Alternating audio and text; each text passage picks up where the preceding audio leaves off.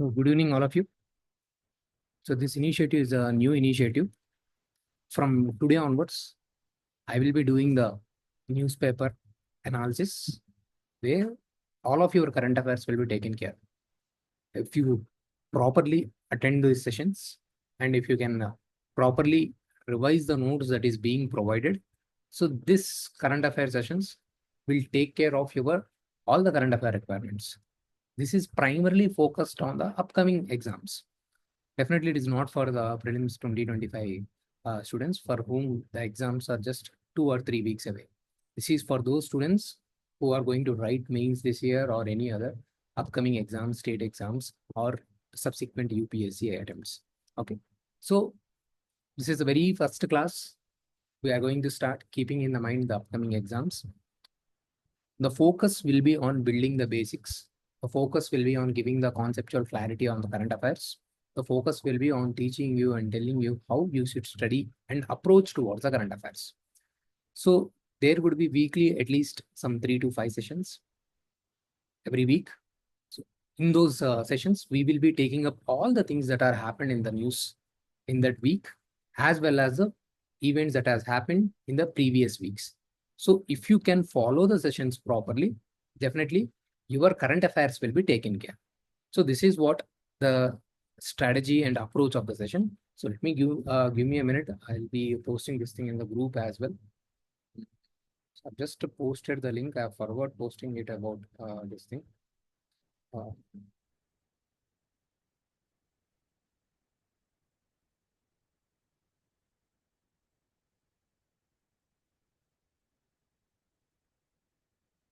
okay. So here, like I have mentioned, okay, let me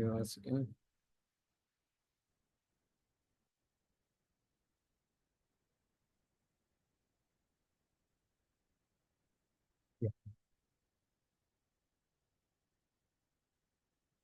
See, here, like I have mentioned, so we will going through the newspaper as well. So what are the things that we have to study in the newspaper? And what are the things that are not that important, not that relevant for us? What are the things that needs to be focused? I will be taking care. Okay, see here. Now, we will be coming across so many things on the caste census, right? You might have seen in the news caste census, various articles will keep coming up.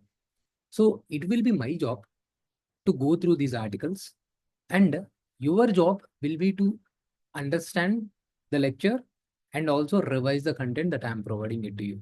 Most of the times, it is not necessary for us to read each and every article. Content will keep repeating. So we have to only look at those topics which are relevant to us, and also those articles which is really adding additional value to us. It is not necessary for us to get into every article every time that is being provided. So the first one we are going through is the caste census in India. So you might have seen so many articles, so many debates are coming up. Bihar has taken up the caste survey, right? And even in the Telangana region, the caste census has happened. Okay. So now this is going to happen at the national level. So is it necessary? Is it going to benefit India or not? This is the discussion that is going on currently. Yeah. Hi, good evening. So this is the discussion that is going on. See, so once when these questions are being asked, when these things are coming up in the newspaper, you need to understand the concepts both in the prelims and mains point of view. So from the prelims and mains point of view, what is required? From the mains point of view, they will ask you, do we need the caste census? What is the need? What is the need for the caste census?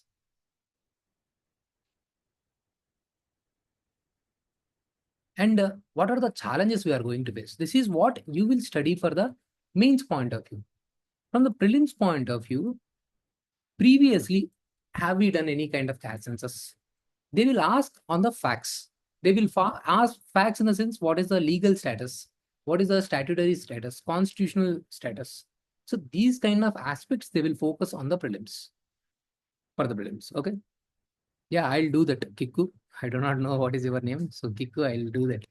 Okay. So see, we follow these current affairs classes properly. We'll also understand like how do we approach this mains answers and all. Okay, I will be taking up I will be giving the analysis as well, taking up the question also. So now this question could have been asked in the UPSC, sorry, ABPSC, the previous, the mains that has recently conducted. Okay, simply the question will be in the same format. Do you think the caste census will benefit India? What are the benefits and what are the challenges? So anything, why do we consider the data? Can anyone tell me? So we will consider the data with some purpose, right? If I have to, first suppose if I have to take up the mentorship for the UPSC or ABPSC, if I have the data, I will be able to better address your concerns, right? If I understand what is the student's background, how many attempts you have given, okay, attempts, how many attempts you have given, what is your weakness, how many candidates are there from the girls, or now how many candidates are from the boys, and what is the like your answer writing level, how many tests you have written. So the more data, the better will be formation of this mentorship. In the same way, we will go for the caste census to have more data, more analysis. So if I have more data, for suppose, let's assume that I'm going to make policy for the Andhra Pradesh and the Telangana. Okay, so if I have more data about how many castes that are present in the states, I will be able to better target those things. Then I will be able to see if the reservations are benefiting the entire OBC community, or within the OBC community, one or two or three particular castes. See, because the Rohini committee, you might have heard this thing, the Rohini Commission. The Rohini Commission has highlighted that just 10 OBC castes cornered around 25% of all the public jobs and education seats reserved for the OBC, while 25% of the OBC castes secured around 97% of the benefits. Shockingly, 38% of the OBC castes received only 3% of the benefits. That's why the sub-categorization is required. I need to have the data, which category is getting benefited, which category is not getting benefited. Then I can be able to make evidence-based policy making. Okay, so see here, now what will happen if I have more data about all the castes? So I will be able to do the evidence-based policy making. Then I will be able to provide reforms in the reservation. Then I will be able to do more justice to the marginalized communities, checking the allied capture. Okay, subcategorization and creamy layers can be properly implemented. But what is the problem? Why the India is not doing this thing? So previously we used to do, but post-independence we have stopped doing that. Especially we have done during the socio-economic caste census. In the socio-economic caste census, we have seen so many errors, because when asked about the caste is a kind of sensitive issue in the India. So when like say certain people, they were trying to hide their caste, certain people, they want to associate themselves with the higher caste, so they have given different types of the information. Certain people, they have not given the information. Now they are aware, okay, if I give the information that my caste is getting these kind of benefits, they might stop the benefits. Okay, so understanding all these things, they have given totally wrong information. So that's the reason government is thinking, what if we get the wrong information? This was happened in the socio-economic caste census. But the suggestions have been given by the author that let's bring the legal status.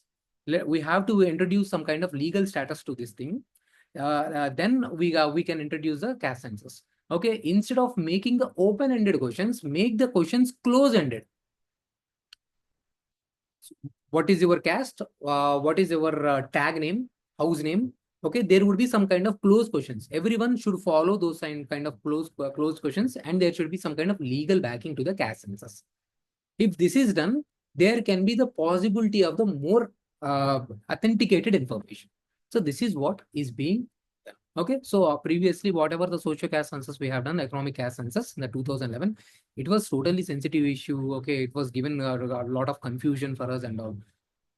Okay, and that has become totally challenging. And people also think when we are doing the caste census, it can also deepen the caste related biases. Okay, so I'm saying I'm from particular caste. Moni is saying this is my caste. Okay, Kiku is saying from this caste. Nadia is saying this thing, this thing.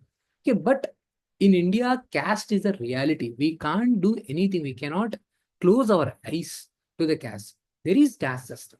Okay, so having the data is not going to cause any kind of harm.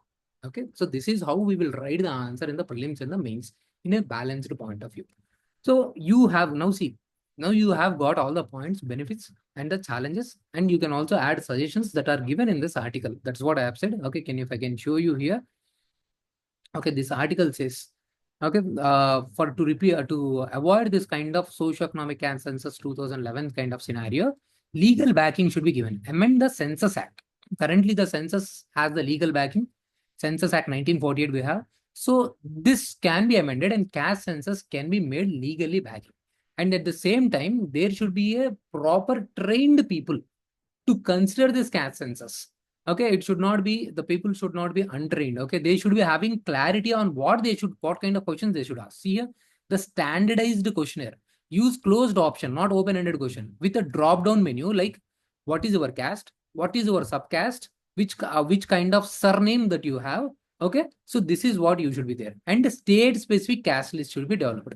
These are the very good suggestions given by the, of course, a very learned person. He is a IAS officer, former IAS officer, okay, Ashok Vardhan Shetty, okay, former IAS officer and of the Tamil Nadu cadre. So, of course, UPSC aspirant once, okay, so definitely he must have given the very good right information, right? Now, for me, this content is very good that I may not be required to study the lot on this class census. I have got all the positives, all the challenges, and all the suggestions. This thing, same thing, I may also even use in the upcoming mains 2025. Right? I have got the points that are necessary for the my exam. I'm going little bit slow. I'll go little bit slow considering this is for the I think Sony. I don't think UPSC will postpone the exam because issue has been now resolved. Okay, now can you guys, okay, this is about the first article. Okay, now can you guys see, if you guys seen the newspaper, okay, in the news, there is a lot about the defense activities that we have taken up in the last 2 weeks. Okay, that will be discussing in detail. And apart from this, there is also news about the Nipah virus in the Kerala. Okay, this is a cause of concern. Like it has potential to cause a pandemic. Okay, the like say virus, like even in this recent ABPSC exam, okay, they have asked if the state is affected by the bacterial contamination, how do you stop it from, especially the kind of bird flu kind of thing? But they have asked not on the viruses, they have asked on the bacterial infections.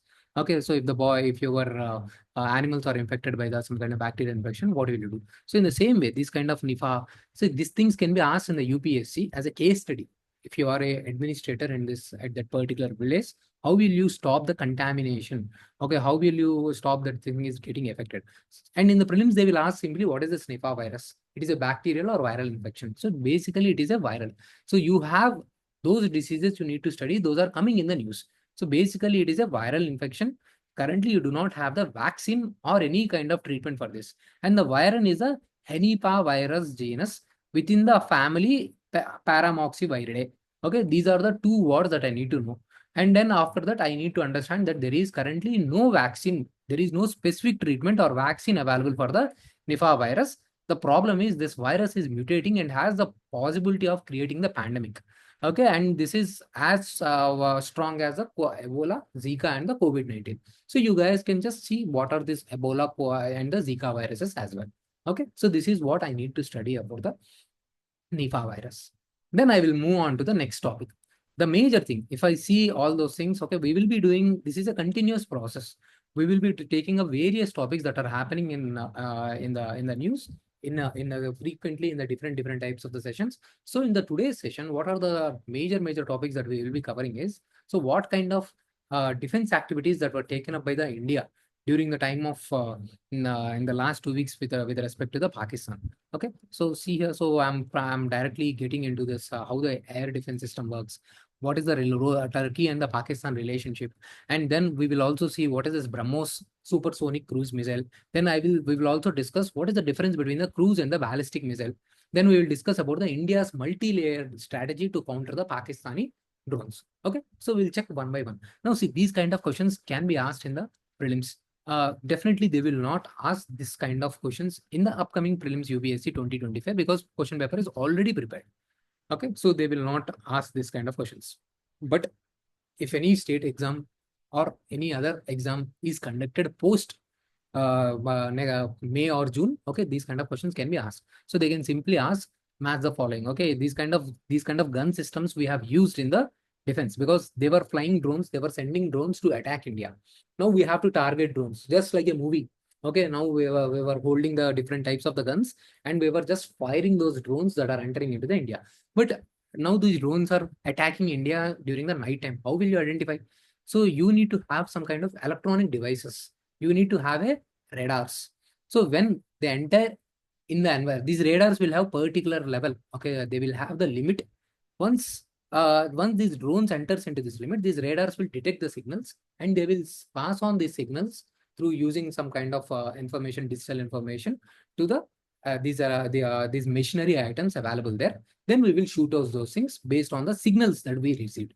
Okay, so the main anti-aircraft gun that we have used is a L-70. Even in the old movies, like Border movie, those movies you might have seen. Okay, even KGF, okay, they will hold the gun and like this, they will be shooting those things. Right? So this is the one. Okay, the oldest one. This was actually developed by the Sweden's Bofors, and then manufactured in the India. Can you see the importance here? Majority of those things were manufactured in India. This is highlighting or showing this importance of Make in India.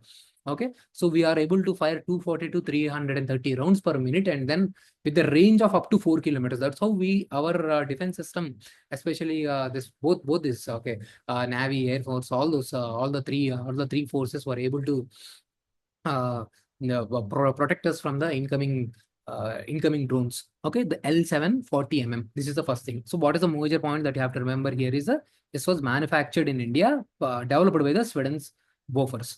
Then see here, automatic tracking, radar is there, video tracking is there. So that specificities that is not required. Okay, then you need to see ZU-23 mm system. Okay, ZU-23 here, L7040 mm. Now, who has developed this thing? Okay, that is the point that needs to ask. This is a Soviet origin. Okay, that is the point. Again, Silica. Okay, ZSU-23-4. Again, this is also a Russian origin, designed Russia-made tracked anti-aircraft system with 423 mm cannons. Okay, this is the point that you need to understand here. Now, everyone might have heard this, so the S-400 system.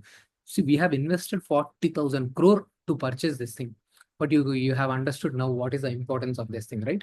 So again, this is the, like, for suppose like say F-16 aircraft, they are coming in the fourth generation or fifth generation aircraft. They were these fourth and fifth generation aircraft. Okay, you might have seen the say Hrithik Roshan's movie also. Okay, what is this? These aircrafts can carry the nuclear bomb in them. Okay, they are like they can sometimes they can even be escaping from the radar systems. They are very advanced. Okay, like so this fourth and the fifth generation aircrafts. Okay, basically Pakistan uses the fourth generation aircraft. Currently, they have not purchased the fifth generation aircraft. Now, these aircrafts carry the missiles. They can launch on the India. Okay, now India has this kind of system. Now, can you see here? So, like I have mentioned, there will be the radars. So, we will receive the signals that some kind of aircrafts are entering here. So, now can you see here? Radar system is there. Command vehicles is there.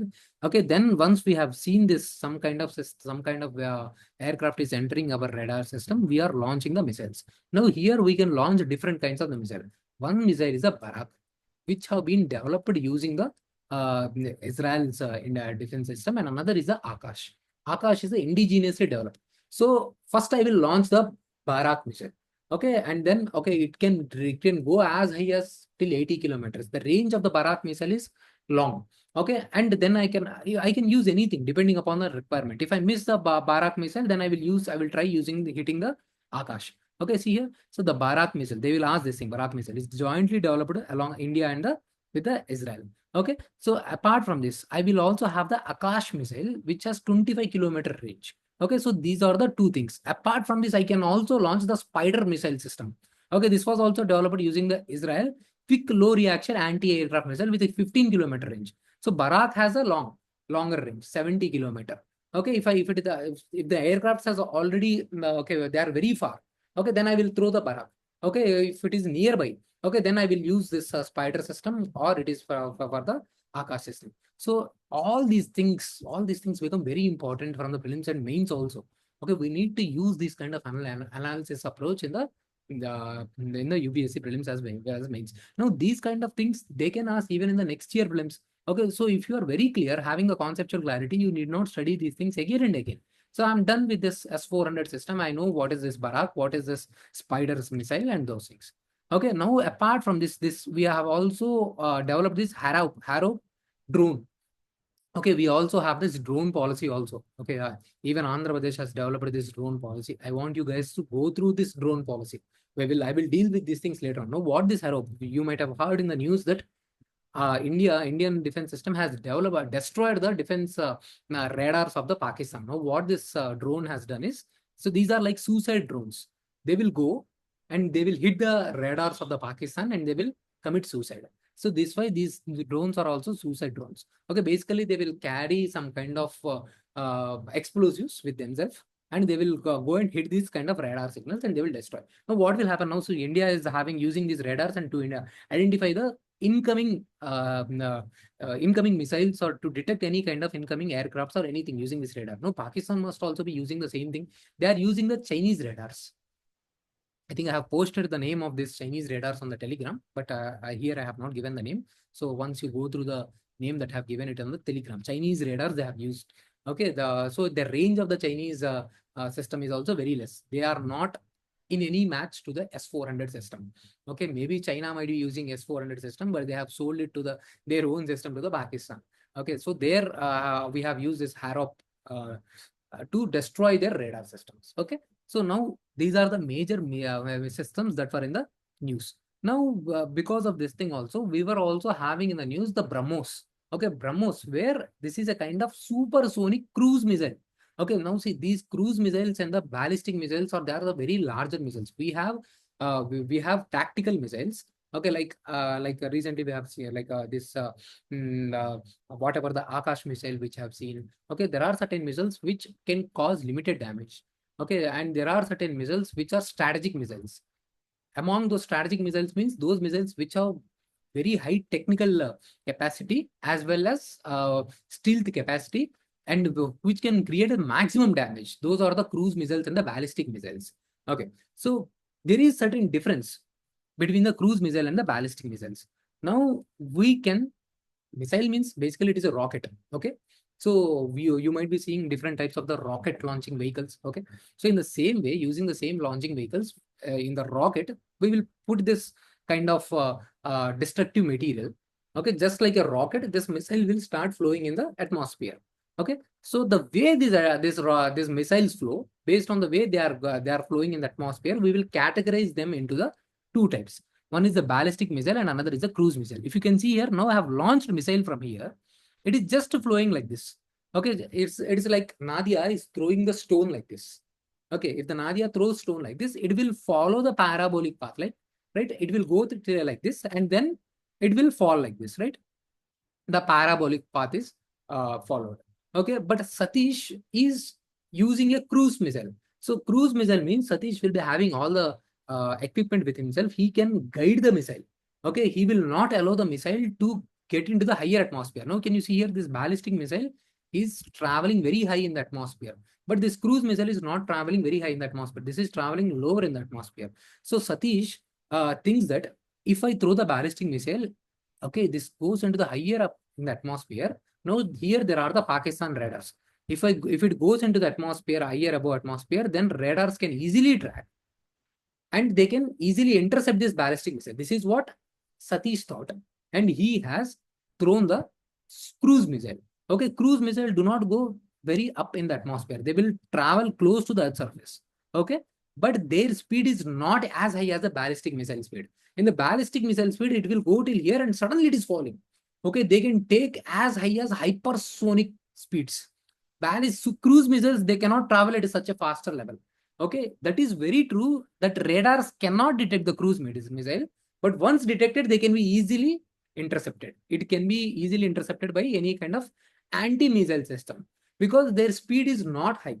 But the ballistic missile speeds are very faster. Nadia throws ballistic missile, okay, because she thinks that while the missile is returning, okay, the speed is very faster and Pakistan cannot intercept it. Okay, now is this clear? What is the difference between the ballistic missile and the cruise missile? I hope this is clear. The difference between the ballistic and the. So now you need to see this like say your intercontinental ballistic missiles. There are different ranges: Agni 1, 2, 3, 4, 5. So as you move on, the range will increase. but the cruise missiles are the different thing. We have this this BrahMos is the supersonic cruise missiles. Now these BrahMos are the cruise missiles that we have to calculate their speed in comparison to the speed of the sound.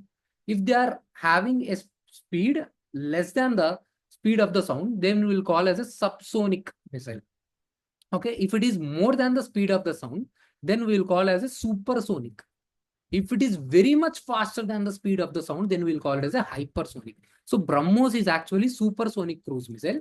We have developed this BrahMos missile from the support of the Russia. Initially, its range was 280 kilometers. Now we have developed modified versions whose range goes up to the 700 and 800 kilometers. It can be launched from the land, air, and also from the water. From the water, it means we can launch it from the aircraft carriers. We can launch it from the aircrafts like whatever the Sukhoi, MiG, or Rafale we have. From the land, just from the any kind of space, we can launch. See here, DRDO. Recently, APPSC has asked the importance of the DRDO. Okay, the Russian Missile Defense Research Organization and the DRDO, they have launched. Okay, developed it. So currently, we are also developing the commercialization of the BrahMos. We are also selling the BrahMos missiles to the Vietnam and other countries, Philippines and other countries also. Okay, we are also going to earn money for this thing. Okay, so see, that is what the problem. Recently, they have asked about the DRDO, but they have not asked about the problems in the DRDO. But the problems in the DRDO is similar to ISRO. They are not able to develop in the same way. ISRO has more autonomy. DRDO does not have the autonomy. It is more bureaucratic in nature. So many loopholes are there. Okay, they are not proactive in developing the research and all. So that's why Ramarao committee has suggested some kind of reforms. Okay, we will discuss those things, Ramarao committee and all. Okay, later on. Okay, for now you have to understand this BrahMos missile is the supersonic cruise missile that was in the news. Okay, now do I need to study again anything more about the BrahMos? No, only if there is more update that I have to study. Now here itself I have understood what is this Brahmaputra river, and then you need to go and see on the map where is this Moskva river. Okay, because it is in the news, Brahmaputra. So that's how I will also study the geography as well. Okay, this is about the thing that is in the news. Now, why the Turkey is supporting the Pakistan? Okay, see here, Turkey also supports the Pakistan's role in the Kashmir. Okay, because Pakistan also supports the Turkey's claim on the Greece. Okay, there is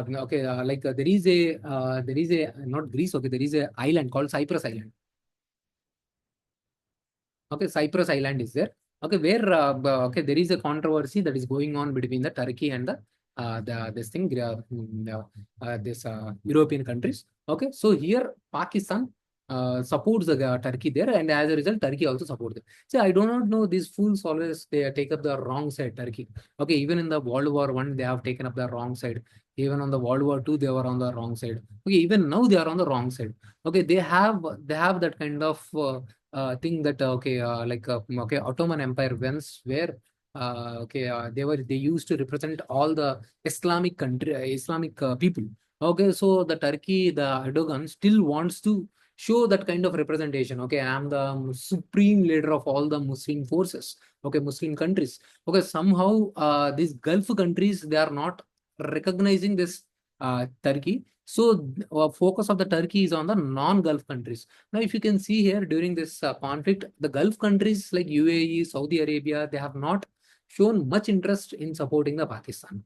Okay, only Turkey has supported it. They have provided the drones. So this can be a cause of concern for the India. Okay, see here Cyprus decrease. Now I want you to see where is the Cyprus. Okay, it is present in somewhere in this Mediterranean Sea and all. I want you to see on the map where is the Cyprus, where is this Greece, and where is this dispute of the Cyprus. Okay, Cyprus dispute is going on. This was also one of the pre-by-Q question that was asked by the UPSC.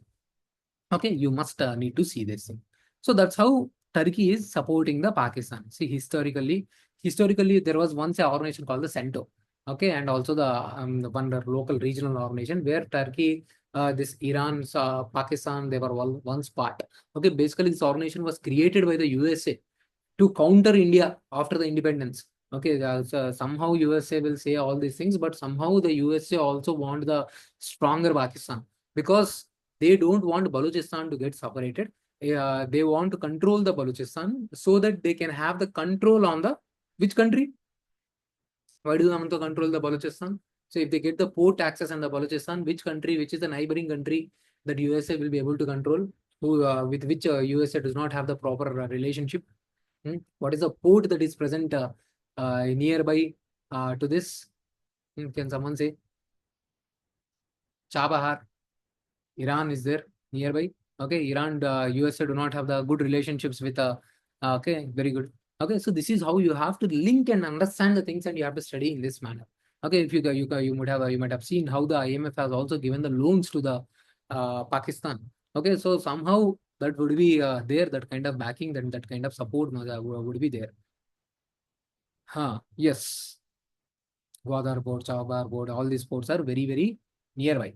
Okay, so that's how the USA is also providing these things. Okay, now certain schemes that are in the news in the last week, because these schemes, okay, it was all since they have launched, it is 10 years. Pradhan Mantri Suraksha Bima Yojana. Okay, so I want you to go through this factual information. Basically, these are the social security schemes. Now, where will I use these schemes? In the prelims, they will ask directly. Now, they might discuss the role of government in the social security. Discuss what the government is doing in order to provide the social safety for the unorganized sector.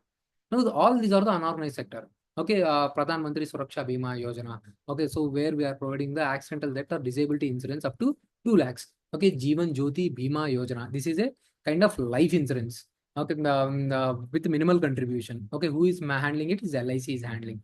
Okay, and then Atal Pension Yojana. Okay, monthly pension to the unorganized social sector workers. Now, what the government is doing for the unorganized sector? This is what the question can be asked. Someday it can be asked, because first time government has also defined what constitutes to be gig workers in the labor codes. Okay, so government says there should be some kind of social security to the gig workers in the labor code. Many news articles are also coming. In the UPSC mains, they can ask about the gig. Okay, gig economy, what kind of safety that they are providing the gig economy and all. So in this way, they can ask the organized sector and unorganized sector differences, what kind of safety that is being provided by the government to the unorganized sector. Majority 90% of the economy of the India is informal economy. Informal economy and the unorganized sector is interchangeably used.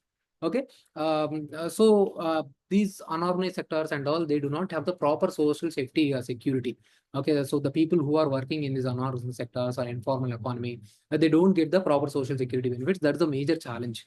Okay, so government has introduced certain schemes, and this can be asked in the prelims, and you need to open up your mind in this context as well. Okay, so thank God I'm recording. I forgot. I thought I have forgot to record. Okay. So is this clear so far? Whatever I have discussed.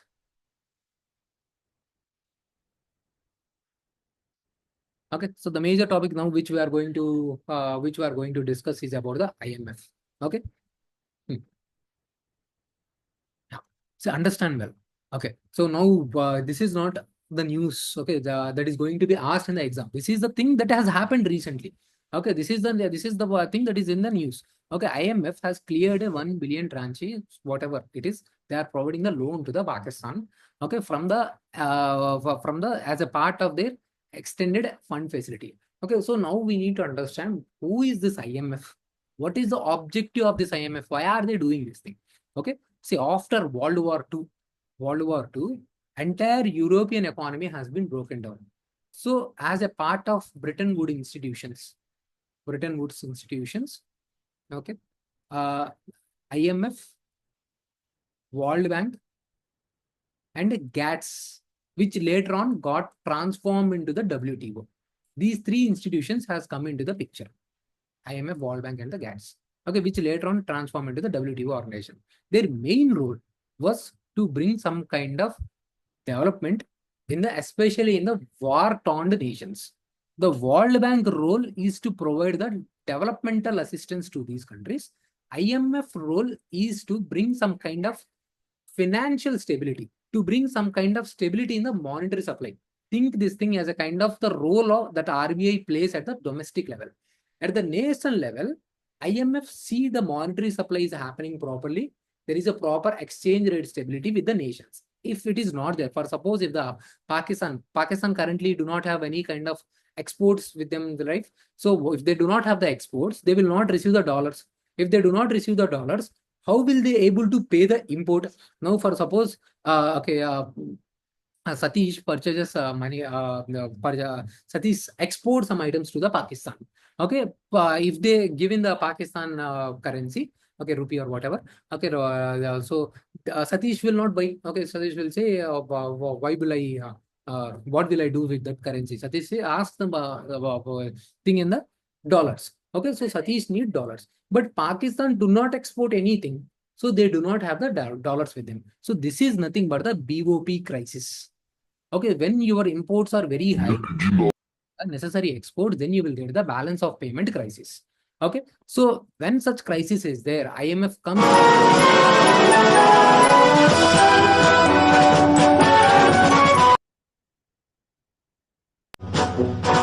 Расцветали яблони и кручи, поплыли туманы над рекой.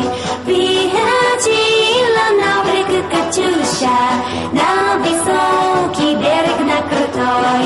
Приходила на берег Катюша, на высокий берег, на крутой. Приходила пластяного сизого орла, про того, как...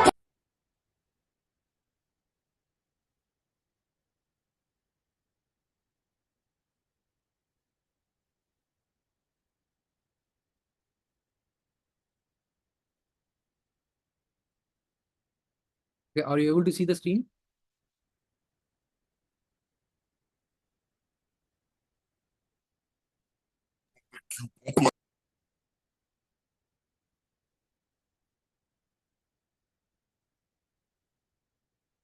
Okay.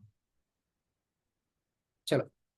So that is why there is IMF. So they are actually taking care of balance of payment crisis. Okay, they are also trying to improve the economic surveillance. So they will do this kind of surveillance. They will check whether the economies of the nations is going in a proper manner or not. And if that is not happening, they will offer loans to resolve this crisis, and they will also bring some kind of conditionalities. Okay, see here the functions of the IMF. I will definitely be. Please mute. Do not disturb the session, please. Okay, whoever it is, please mute. Okay, so these are the functions of the IMF. So I need to bahad this. Okay, so since the IMF is in the news, they can be asked for the mains. Okay, so now why the crisis occur? Now I have picked up this thing from the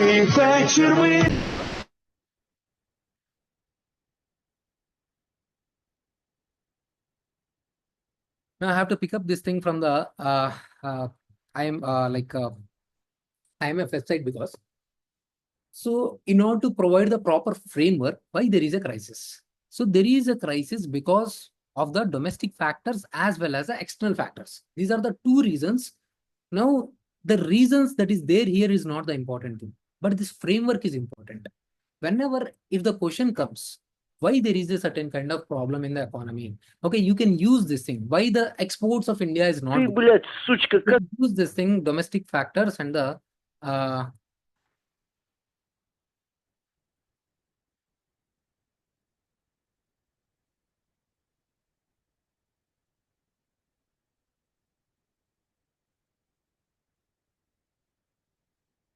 okay. So I have muted everyone. Only when I'll give the permission, then only we'll be able to unmute yourselves. Okay, so this is what this framework can be used in the mains. That's why I have picked up this thing. Now, in order to highlight this thing, IMF also releases the report. These reports have been asked multiple times. Who released this report? I can show you the evidences as well. They have asked in the prelims. I can see here. If I can show you in the 2014, they have in the 2016, they have asked Global Financial Stability Report was released by. Okay, they have asked Global Economic Prospects Report was released by. World Economic Outlook was a report was released by. IMF, which of the according to IMF, which of the following is correct? Okay, so they will ask these kind of questions, and they will ask multiple kind of number of questions on these lines. Okay, so you need to understand. So IMF released these three reports: World Economic Outlook, Global Financial Stability Report, and the Fiscal Monitor Report. And then apart from this, World Bank also releases a report, Global Economic Prospects. This is released by the World Bank. Okay, so this is how the scenario goes forward with the IMF. Now you need to understand the IMF, okay, structure of the IMF. So you know the IMF offer the loans, but where does the money comes from? The IMF comes for the IMF. So there are totally 191 member countries in the IMF. These 191 member countries will get some kind of quota. Okay, let's assume that there are 191 countries. All these countries have some kind of quota. Now, how this quota is decided? This quota is decided based on the GDP level and openness of their economy. Okay, I have given here. Okay, so the quota formula is based on the GDP, openness of their economy, their economic variability or diversity, and the international reserves that country is having. Now, based on the quota that country is having, they will be allowed to do the contribution to the IMF. Now, based on the contribution, the amount of funding that you do for the IMF, based on that, voting will be decided. Okay. In this way, majority of the voting power is present with the USA and the European countries because they have more voting rights as well as the more quota with the IMF. So this is a point of concern with the developing countries also. That is a point that you need to understand. Currently, India have not given any kind of negative vote because there is not possible. There is no such kind of possibility. Either you can vote or abstain from the voting. So that's why India has abstained from the voting. Somehow, the Pakistan has been provided the loan. Okay, so you need to understand that point. So you need to understand very important point that is called quota and voting structure and all. Okay, and here in the IMF, the structure you need to understand. There are board of governance and the executive board. All the major decisions are taken by the board of governors based on the voting. Okay, the first the voting which you have just talked right now. Okay, now these board of governors are represented by the finance minister of every country. Okay, who acts as a governor in the board of governors. Okay, now this board of governors for the day-to-day activities, they will give the decision-making power to the executive board, which has the 24 members. Apart from this IMF also has certain kind of ministerial committees.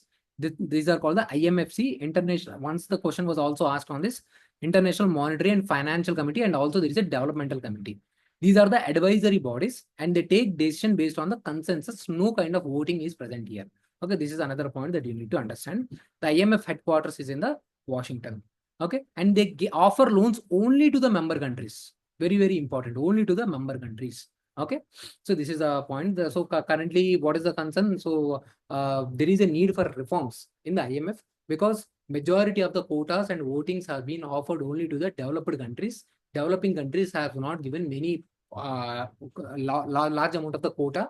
So that's why we are asking for quota reforms. Now India is the fourth largest economy, matching the Japan. Okay, so we should be the largest contributor in the IMF, and also we should be having one of the largest voting rate, but it is not the case. I think India is having somewhere around 5% of the voting rates, 2 to 5%. Exact value, I'm not sure. Okay, I'll check that thing and I'll tell you. Okay, in the same way, China has a little more. Okay, that is a reform that we want. Okay, we also want the reforms in these Bretton Woods institutions. Same is the scenario with the World Bank. Okay, we want these kind of reforms in the World Bank, in the IMF, and also in the WTO. Since these reforms are not happening, that's why we have come up with the BRICS Bank, so, BRICS Developmental Bank, okay, contingency reserve agreement in the BRICS. These things we have introduced. These are the initiatives by the BRICS countries. Okay, so these are the aspects that are in the news for today. Okay, I have also given you about the facts. See, online trolling is happening. Okay, Himanshi Narwal and all. Okay, then we have seen how the Foreign Secretary Vikram Misri is getting targeted.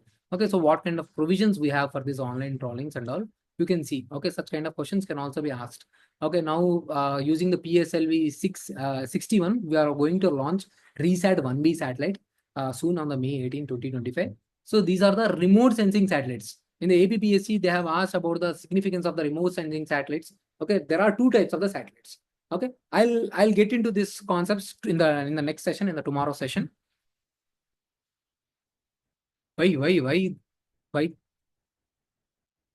Who is using this editing mode?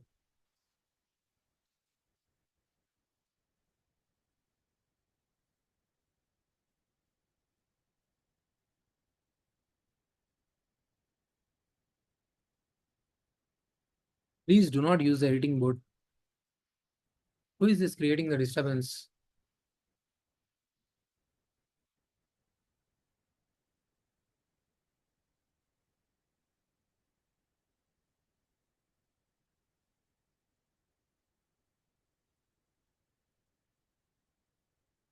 Okay. Uh, okay. Now, in the same way, there was also one news that has come up in the Hindu article. Okay, can India, like say we have attacked the Pakistan. Now, can we stand by this thing in the international law? Okay, or India will be questioned under the ICJ, International Court of Justice. Okay, so we have this UNSC.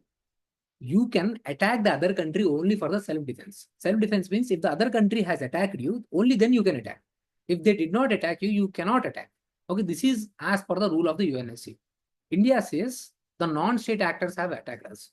But according to the ICJ rule in the Nicaragua versus US, you should be able to prove that the non-state actors are sponsored by the state. Okay, these are the rules of the International Court of Justice and the Article 51 of the UN Charter. Beyond that, there is a doctrine of unwilling or unable doctrine. Okay, India has used this thing. However, we did not explicitly mention this thing. This doctrine says if any country, even if we have complained that Pakistan has used the terrorist organizations are working from the Pakistan soil, but Pakistan is not taking any kind of action against these guys. Okay, they are unwilling or unable to cooperate or take action against this terrorist organization. Okay, then India has rights to launch the attack. Okay, this is called the unwilling or unable doctrine. Now, these are the things I will use in the IR. I will use in the ethics answer. Okay, ethics in IR. This thing that is there in the GS4, it is there in the AVPSC. So those there, I will use these doctrines. Unwilling doctrine. I will use this ICJ interpretation, and I will use the self-defense of the UN. Okay, this is it for today. I'm stopping the session today. So we have covered all the important things that has happened in the last 1 week as well as today session. Okay, so I will be taking a weekly 2 or 3 sessions and I will be covering all the important aspects. So pass on the information. So the session will be hardly somewhere around half an hour to 1 hour. It will be interactive session, but I do not know who is disturbing the session. I got very huge disturbance today. So please, whoever the person who is joining the session only to create the disturbance, please do not indulge in such kind of activities. Okay. Okay, that's all for today. Yeah, yeah. Thank you everyone. Okay, we'll meet again in the next session. Chalo.